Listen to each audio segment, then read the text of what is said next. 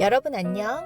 오늘은 청약에 대해 이야기하려고 해요. 우리나라에서 대부분의 사람들이 가장 선호하는 거주지는 새 아파트라는 말 공감하시나요? 그렇다면 새 아파트를 저렴하게 소유할 수 있는 청약에 대해 필수로 공부해야겠죠? 청약은 무주택 기간이 길수록 부양가족이 많을수록 가입 기간이 길수록 예치 금액이 많을수록 유리한데요. 그렇기 때문에 청약 통장이 아직 없다면 가입 기간을 하루라도 길게 하기 위해 당장 청약 통장을 만들어야 되겠죠? 청약 통장의 종류는 청약 저축, 청약 부금, 청약 예금, 주택 청약 종합 저축이 있습니다. 종류에 따라 국민주택, 민영주택 중 청약이 가능한 것이 있고 불가능한 것이 있어요. 요즘은 국민주택, 민영주택 모두 청약 가능한 주택청약 종합저축만 가입하니 은행에 가서 주택청약 종합저축 통장을 만들면 됩니다. 기간이 충족됐다면 그 다음은 예치금액을 봐야 합니다. 청약 공고가 나왔을 때 지역별 예치금액을 충족해야만 청약을 넣을 수 있습니다. 주의할 점은 모집 공고가 나오고 난 후에 입금해서 예치금 기준을 맞추는 것은 인정이 되지 않기 때문에 꼭 모집 공고가 나기 전에 예치금 기준에 맞게 돈을 넣어두어야 합니다. 그럼 지역별 예치금액을 확인해 볼까요? 전용 면적 85제곱미터 이하, 서울, 부산은 300만원, 광역시 250만원, 기타 지역 200만원, 전용 면적 102제곱미터 이하, 서울, 부산은 600만원, 광역시 400만원, 기타 지역 300만원, 135제곱미터 이하, 서울, 부산은 1000만원, 광역시 700만원, 기타 지역 400만원, 모든 면적, 서울, 부산은 1500만원, 광역시 1000만원, 기타 지역 500만원입니다. 이 금액은 내가 거주하는 지역을 기준으로 충족하면 됩니다. 그럼 이해를 돕기 위해 예를 들어 볼까요? 경기도에 살고 있으면서 서울에 84제곱미터 아파트 청약을 한다면 200만원 이상이 예치되어 있어야 가능합니다. 이렇게 표만 놓고 본다면 타 지역에 살면서 500만원 이상만 입금해 놓고 서울이나 광역시 모두 청약을 넣으면 되지 않을까?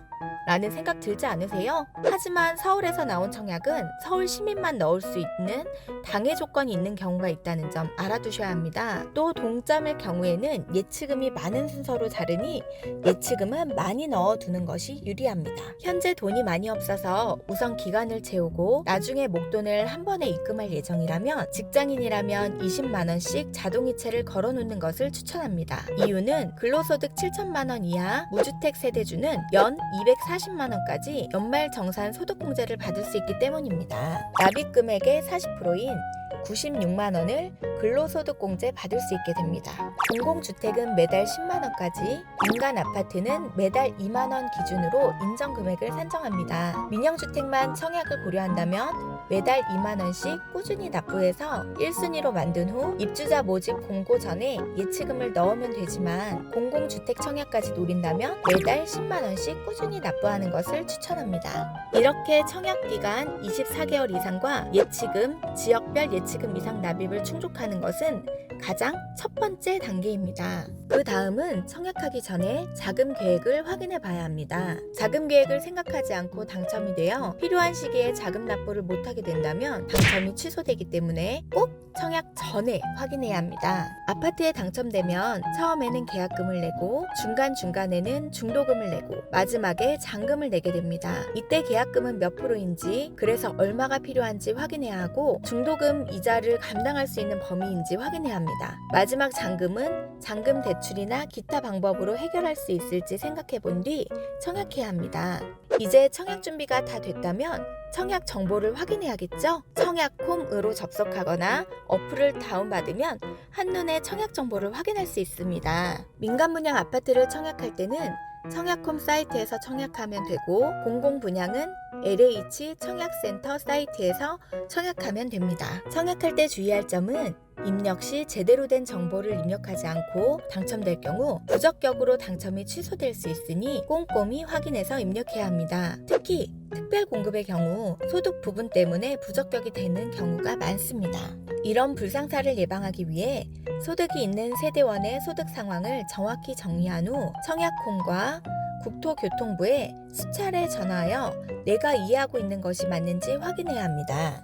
직원의 실수로 안내를 잘못 받아 부적격 처리가 된다 해도 그에 대한 결과는 본인이 다 감당해야 하기 때문에 여러 번 확인이 필요합니다. 소득은 담당 세무사가 있다면 세무사무소에, 직장인이라면 국민건강보험공단에서 확인할 수 있습니다.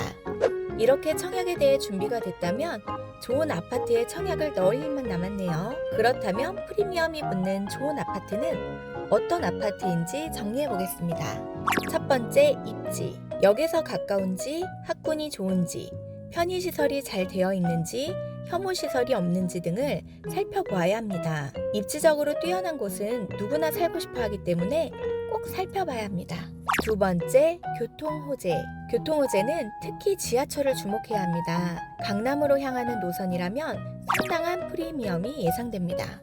세 번째, 구축 아파트 근처의 신축 아파트. 아이를 키우는 동안 또는 직장을 다니는 동안에는 살던 동네를 떠나 새로운 곳으로 이사가는 것이 쉽지 않습니다. 또 금액이 크게 차이 나지 않는다면 대부분의 사람들은 구축 아파트보다 신축 아파트에서 살고 싶어 합니다. 이러한 이유 때문에 구축 아파트가 많은 동네에서 주변 시세에 크게 차이 없이 청약이 나온다면 프리미엄이 어느 정도 붙더라도 수요가 많을 수밖에 없습니다. 네 번째, 뷰. 도시 지역 내에서 자연을 볼 수 있는 공원이나 강, 호수 등이 보이는 아파트 단지는 프리미엄이 많이 붙습니다. 청약에 대해 꼭 알아야 하는 것은 모두 알려드린 것 같으니 이상으로 이번 편은 마치도록 하겠습니다. 안녕. 구독과 좋아요 눌러주세요.